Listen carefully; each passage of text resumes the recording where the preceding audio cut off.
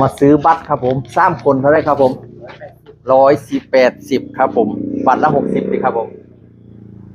180ครับขอบคุณครับแล้วไปขึ้นรถตรงไหนครับผมเที่ยวรับรองเท้าอาคารสุดท้ายแล้วก็ขึ้นรถที่อยู่ด้านข้างได้เลยจ้ะรอบรองเท้าอาคารสุดท้ายโอเคครับขอบคุณครับมองนี้เป็นมองเอารองเท้าที่ครับผมนี่นะ3 คนค่ะ3 คน 3 ข้างเลยครับผมใส่คนละข้างกับห่อวันเนาะเป็นฟรีไซส์ดีครับผม3เบอร์13ครับก็เลยลูกพี่ก็เลยชิ้นในลูกพี่ลูกชิ้นในครับชิ้นในครับชิ้นในเข้าไปครับชิ้นในครับลูกพี่ชิ้นในไปอีกครับในไปอีกเอาพี่น้องเรื่องสกายวอล์กกันครับผมรอขึ้นรถครับรอขึ้นรถชมสกายวอล์กครับผมโดยโซเฟอร์รูปหล่อครับหันหน้ามาเลยนะครับวงหล่อที่สุดครับในอบต.ปากตมครับผมไม่เดียนน่าจะแกนนะลุงโอ้ยถึงวันรถไปบ่พอหรอกเนี่ยโอเคครับนักท่องเที่ยวบ่หลายก็เก่าครับย้ำหนาวกันสิหลายอยู่วะช่วงหนาวก็ได้จากนั้นรถซ่องแถวกับพาเห่าขึ้นไปถึงผู้พระใหญ่ถึงสกายวอล์กพ่อพี่น้องทางสั่นแน่เด้อจับดีๆอย่าหมดแต่กินลมชมวิวจนเพลินมันสิโต๊กรถ ย่างขึ้นบ่ได้ดอกมาขี่รถนำกันมัน60 บาทเขาเจ้าบริการจนฮอดพวกมองสกายวอล์กเฮ้มานำกันลงรถแล้วเขาก็ย่างต่อเข้าไปทางเขานี่น้อยเดี๋ยวพี่น้องแต่ว่าก่อนสิเข้าผู้ใดสิชมวิวก่อนก็ได้แต่วิวข้างในนั้นงามกว่าแต่ว่าด้านหน้าจะมีบริการต้นบักเบงขั้นบักเบงไปบูชา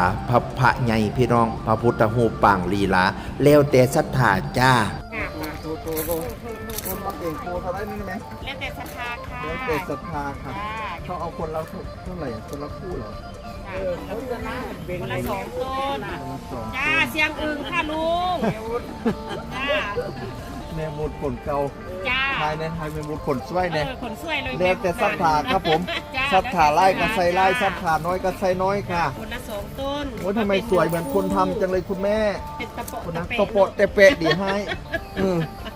ท่านมักเบี่ยงอะตะโปะแต่เปะแต่คนเฮียนะตุปุตะเปะคนเพชรนะตุปุเป็นตะปูตะปีฮอดแล้วก็สกายวอล์กพี่น้องลั่งจักลงรถมากระยางเขาทางนี้เนี่ยยางเขาเนี่ยว้าคนเห็ดมองทางเขาดีใช่ปะเป็นลมร่มเป็นคันหนูเป็นจองลากไล่ซีซั่นงามบ่พี่น้องงามบ่สวยงามพระราม8ดูสุดยอดครับผมไปเข้าไปสกายวอล์กนำกันสกายวอล์กแอดเชียงคานว้างามคักงามเน่พี่น้องพี่ตะโคนเฮ็ดดีจังเนาะสวยงามพระราม8พี่น้องเอ๋ยว่าทางเขาคณะทางเขาซื่อๆอลังการพุ่นน่ะโอ้ยพอดังมายันเพิ่นตกใจสวยงามพระราม8พี่น้องสีสุภูอองตองมาจัดดีใช่ปะคณะบอลเข้าไปข้างในใช่ดิอันนี้ทางออกอันนี้ก็จุดเช็คอินสกายวอล์กเสียงคานนี่นะอันนี้ทางออกนี่นะออกกับเขาคนละมองกันเด้ออย่ายางต่ำกันเด้อนี่ทางออกพี่น้องแล้วเราก็มาเจอคนหลงทางครับผมมาจากไหนครับหนูมาจากไหนเหรอเสียเวลาหนูมารอใครเหรอ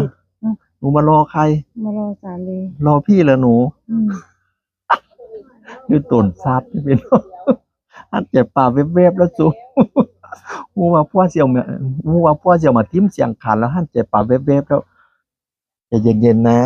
เดี๋ยวก็จะพากลับบ้านแมวทิ้งหรอกลูกแมวทิ้งหรอกงามบ่พี่น้องเบิ่งโขงก่อนใครในอีสานสกายวอล์กเชียงคานเบิ่งโขงก่อนใครเพราะว่าแม่น้ำโขงมันมาตกภาคอีสานตรงอำเภอเชียงคานเป็นจุดแรกครับผมเพราะว่า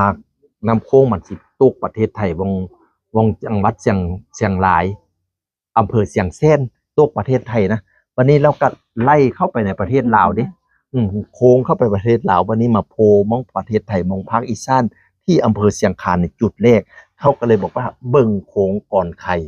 ในอีสานสกายวอล์กเชียงคานเดี๋ยวเราจะพาดูใกล้ๆครับผม นะคะ